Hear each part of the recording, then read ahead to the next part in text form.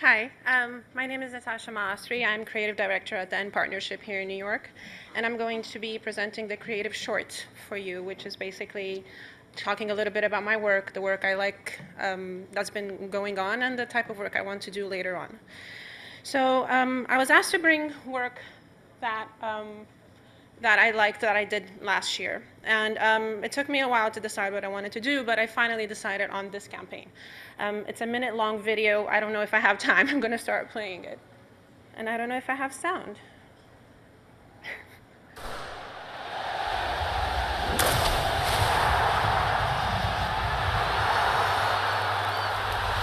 Feels good as we stand on the shore and our hearts are jumping. Grab another Coke and let's dive in.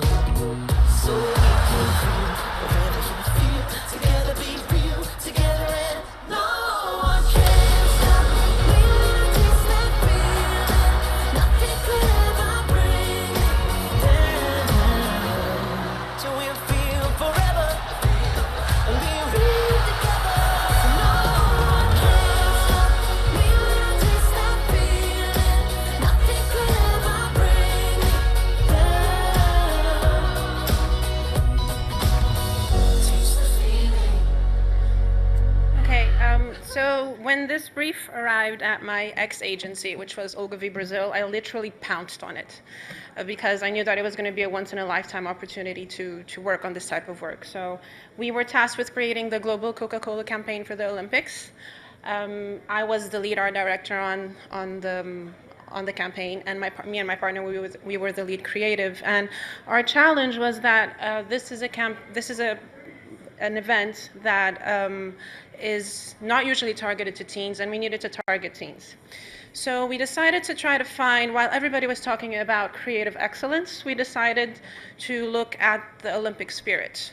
And what we found is that we wanted to basically take what it was to win gold and transforming it into something that anybody could win. So we wanted to look at the Olympic spirit and not only the athletic performance. So it was a campaign that ran in over 50 countries. It's very exciting to see the work that you did sitting at your desk in Rio translated to Bengali and Korean and Japanese. It was extremely exciting for me. We also had the participations of over 79 Olympic athletes working on the campaign, which was a handful, but very exciting. But I also got to work with my favorite DOP and my favorite photographer. So what I like the most about this campaign is that the insight that we were able to find, which is that's gold, which is making gold a feeling and not a medal, is that it was really extremely engaging with teens. Like until today, if I Google the campaign, I start finding content that I hadn't seen a year back. So people really, really resonated with it. And it was just an extreme success. And it was actually considered one of the best campaigns to run during the Olympics. So that was a gold moment for me. So enough about my work. I'm going to talk a little bit about, so I was asked to also bring work that I wish I would have done.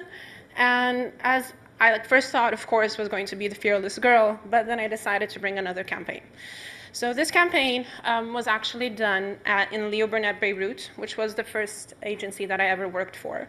And it's a campaign that actually changed a law in not one, but two countries. So there used to be a law, I'm very happy to say, in Lebanon, which basically said that their rapists could, if they married their victims, they would be exonerated from their crimes. And this, as appalling as it may sound, was actually a real law. And this campaign, which is called Undress 552, which is the number of the article, it actually made people see that this law exists because only 1% of the population knew that it existed. And it actually, so it created extreme social pressure. Bunch of movements, artists collaborated. It was like the social pressure was so immense by this campaign that the parliament actually ratified the article and changed the laws in Lebanon. So now your rapist can no longer marry you and get exonerated, which is, I would say, like a necessary thing. So if you guys have never seen this campaign, I would urge you to Google it because it's really mind and, it's mind and life altering. And what about the future? So I was asked to talk a little bit about the campaigns I would like to work on coming on the next 5 years. And so I know it's very weird to see Fearless Girl and Ragu on the same slide, but all of these campaigns were campaigns that after I saw them, something in my mind changed.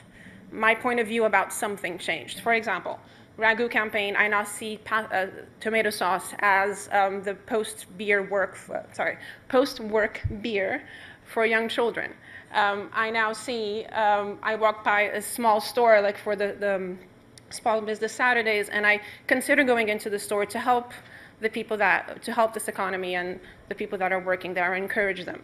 I now look at, I have been checking myself every single time when I tell people, don't act like a girl, because of always. So all of these campaigns, they have changed my life in a certain way. And this is the type of work I strive to do. I think that as communicators, we have the power and the duty to change human behavior. And I think that it's to our discretion of how we use it. It could be something very small, like putting a smile on somebody's face. Like every single time that I now look at butter, I feel that every single thing that I have in my fridge, all the random crap, can become like a perfect dinner or a lunch.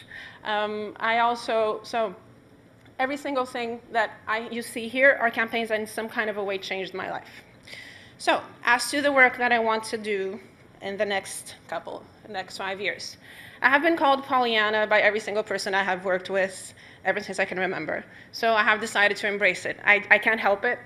All the campaigns that I get, I really do want to change the world in some kind of a way or another, like putting a smile on people's faces, making them look at the world in a different way. And I do think that changing behavior is something that is a mindset, and that's the type of work that I try to do and that I want to do in the next 5 years. So look for me changing the world in the next 5 years.